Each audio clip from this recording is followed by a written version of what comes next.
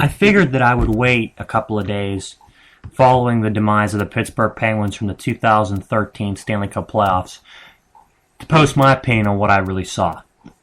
And I'll tell you what I saw in this series. I saw a Boston team that was hungrier. I saw a Boston team that was better defensively.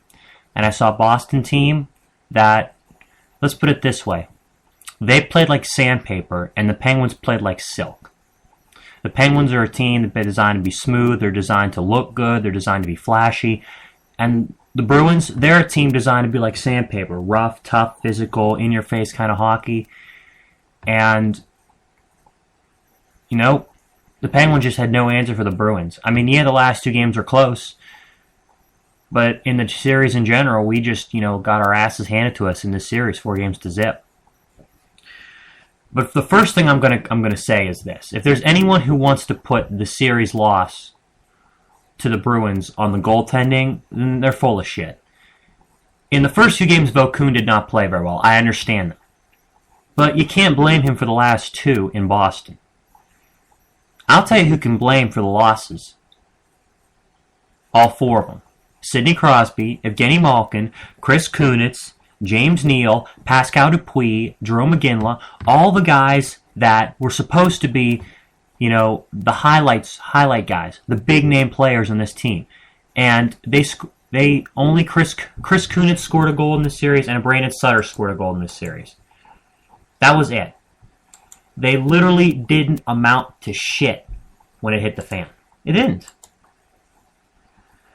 And I watched every game this series. Every single one. And I was more disappointed in the Pittsburgh Penguins than I've ever been in any of my sports teams since I've been following them. Whether it be the Steelers, whether it be the Spurs, whether it be Penn State, whether either football or basketball, whether it be Pitt basketball, with anything. I've never seen a team that has supposedly more talent look so bad whenever the going got tough. I've never seen it. I'll tell you what happened in this series. The Bruins may have lost the 3 regular season meetings to the Penguins, but they learned how to play them because all 3 games were 1 goal. They learned that, we could have potentially swept the series against this team. Couple different things go our way. They tightened the screws on their defense. They did. Between the regular season and the postseason.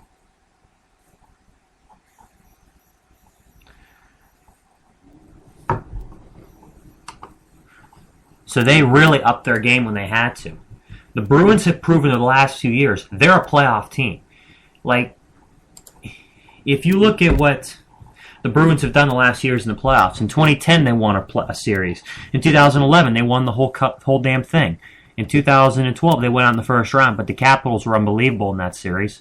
And this year, look what they've done now in the Stanley Cup final. So they've proven they're a team that's designed to win the playoffs. You look at the Penguins. You take away Dan Bylsma's 2009 Stanley Cup championship run. Do you know what his record is as a coach in playoff games? 20-21. So as we move on to what's going to happen in the aftermath of this season for the Penguins, here's what I say you do. First off, I thought Tomlin got way too much slack for how the team performed this year for the Pirates, for the Steelers.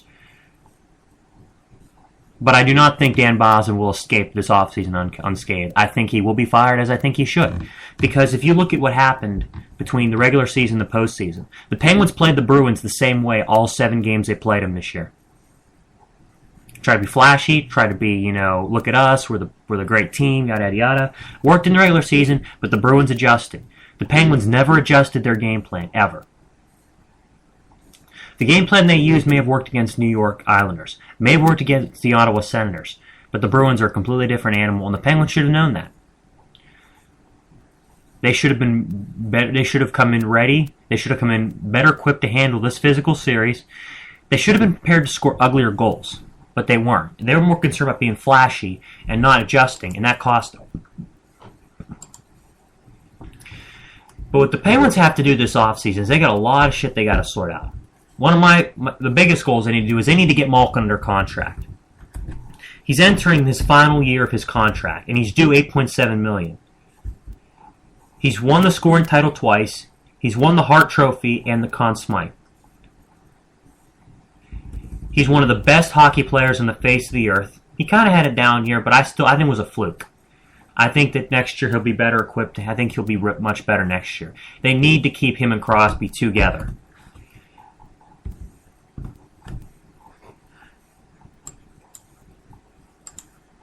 Now, the goaltending, I don't know what to say about it. Because, first off, I will back my statement and say it was not the reason we lost in the playoffs.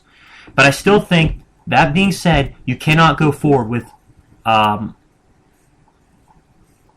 somewhat slumping Marc-Andre Fleury in the playoffs and an aging Thomas Vokoun. Like, if you look at what Fleury's done in the playoffs the past few years, we saw what would happen against the Islanders, how many games he gave up several goals. And you look what happened last year against the Flyers. He had a 4.63 goals average and an 8.34 save percentage. That's bullshit. I mean, we can't have those kind of numbers out of our goalies. I mean, yeah, we don't need a guy who's going to be like Jonathan Quick or Henrik Lundqvist and stop every single shot. But we need a guy who can at least make the saves we need to, or at least handle the puck around the net.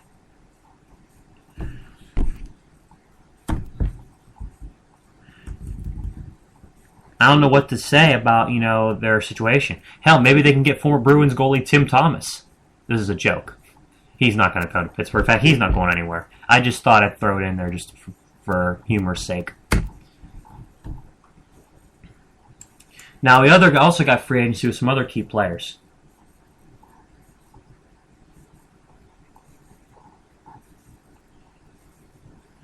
We got Pascal Dupuis, super duper, Matt Cook, and Craig Adams, who are key players on this hockey team. They're all free agents.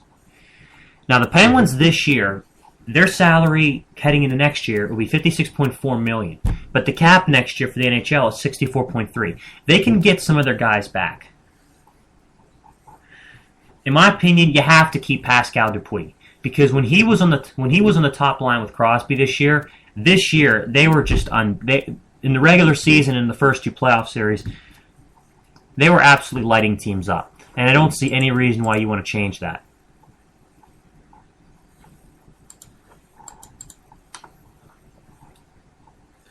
Now, I don't know about Matt Cook and Craig Adams. I think you want to keep Craig Adams. But I don't know about Matt Cook going forward. He's old. He's getting up there, And besides, he's been very controversial at times. His energy is definitely something we need. But I don't know about him going forward, whether he'll be a Penguin next year.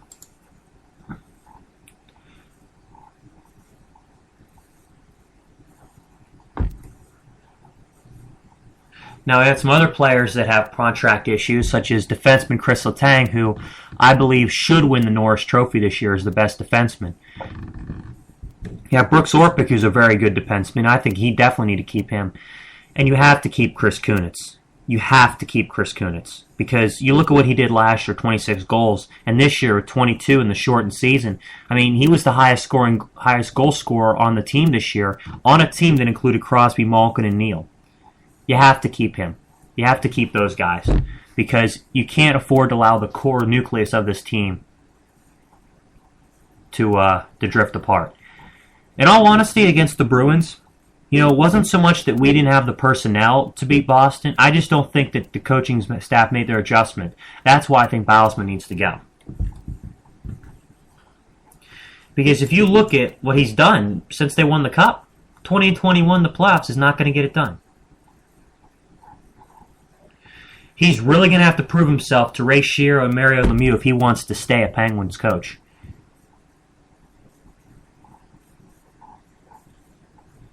And Ray Shero did not exactly, come to Bylsma's aid whenever he was asked, will Bylsma be the coach of the Pens next year? He's a good hockey coach, but I don't know if he's the right fit for this team. And I think that they need to move forward with, I think they do need to get somebody else in there, a new voice. Somebody who can truly maximize what this team's capable of. Maximize potential of guys like Kunitz, Crosby, Malkin, Neal. And can make key adjustments in the playoffs.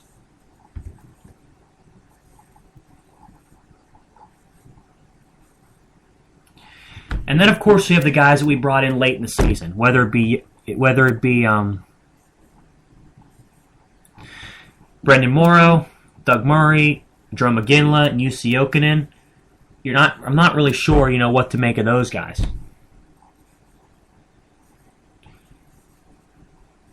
I don't know if I want to bring Ginla back because the whole season he just seemed happy to be here when he was a Penguin. He just seemed happy to be here.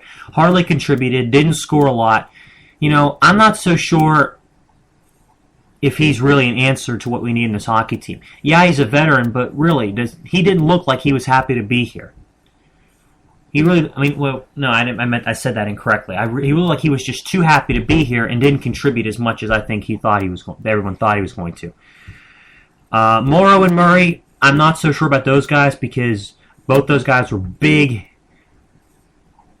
hitting players, particularly Murray.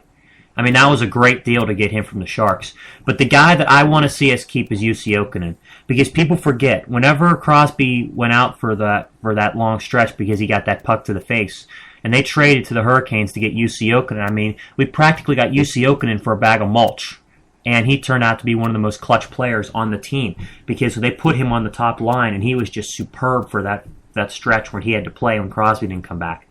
Because you look at what they did in those few games, prior, between Crosby's injury and when Jokinen came back, they got blown out 2 or 3 times. And then he came in, and he was very, very comfortable in that top line. So I think you need to keep UC.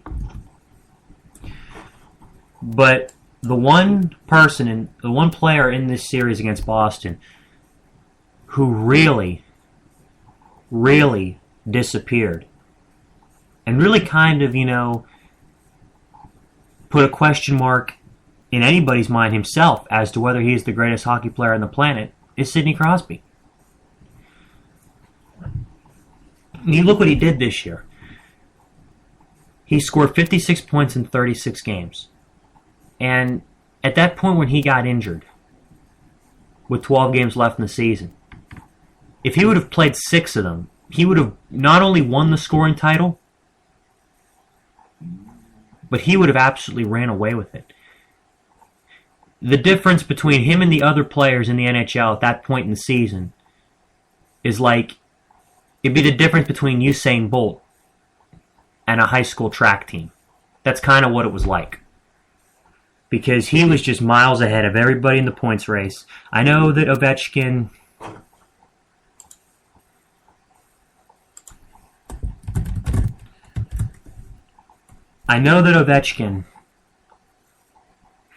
and St. Louis and Stamkos ended up catching him. And ended up passing him.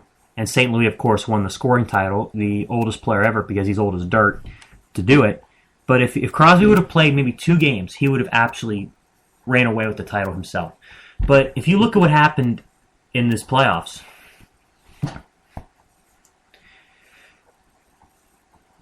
he was the catalyst for how they were to beat the Islanders. Didn't score a lot of goals, but he was very, very much in the game. He knew he was there. And then, of course, against the Ottawa Senators, he had the hat trick, and he scored another bunch of goals in that series. And people thought he was going to light up the Bruins, particularly goaltender Tuukka Rask, and he didn't register a point in the whole series.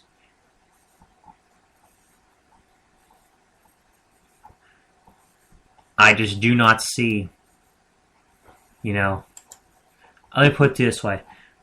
I like to think that he is still the greatest hockey player in the face of the earth, but he needs to prove to everybody else that he is the best hockey player in the face of the earth because he really, regressed in the conference finals. He was practically invisible. He was practically invisible for the whole series against the Bruins.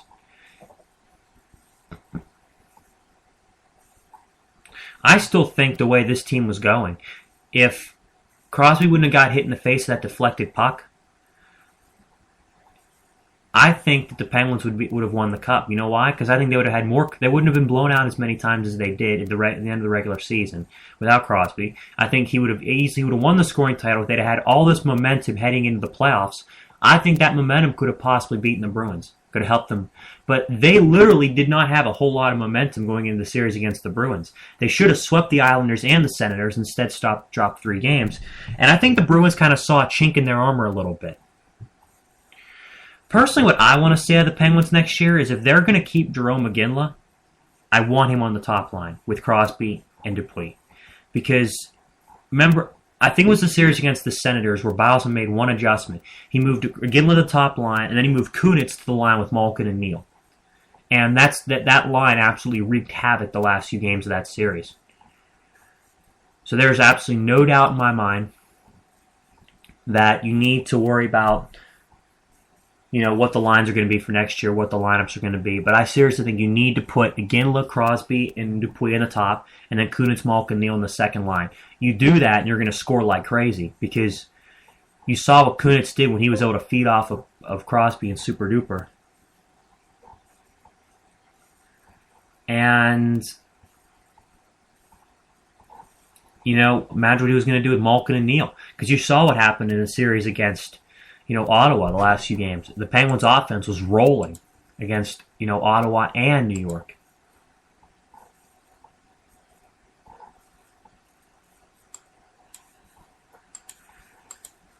I don't know what to say about the Penguins for next year. I don't know what their record's going to be.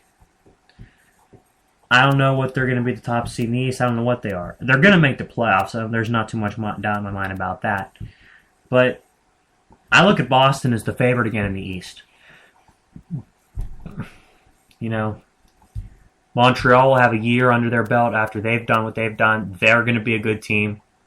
Ottawa had a lot of injuries and they played a lot of young players this year. They're going to be a better team. Penguins are really going to have to up their game this year. They're going to win a lot of games, yeah, but they really need to add a toughness and they need to have the ability to make adjustments whenever the situation calls for it that they didn't do against Boston. If they would have made a couple of adjustments against Boston, then there's absolutely no doubt in my mind they could have at least pushed it to a Game 5. Because I think if they'd have pushed it to a Game 5, I think they could have definitely taken the series in 7. Because think about it. You win, let's just say, we should have won the last 2 games of that series. Because, game 1 and 2 we got blown out. Goal scoring was 9-1 against us. They look at the one we lost in overtime. That should have been, we should have won that game. We had several chances to win it, didn't. They look at the second game in Boston, Game 4. We should have held them, we should have not allowed that one goal. We should have definitely been able to score 1 on Tuukka Rask. That means evens it at 2-2. If we go back into Pittsburgh at 2-2 for Game 5, we win that series because Boston ain't taking 2 more in Pittsburgh. So what I think is going to happen in the playoffs for the Penguins next year, I'm not necessarily about the playoffs, but I will say that I think that they will win the division. I think they'll win the Atlantic Division. They're the best team top to bottom, even if they lose some key guys. But do I think they're going to get the Stanley Cup next year? Not sure. We really have to see how the season plays out.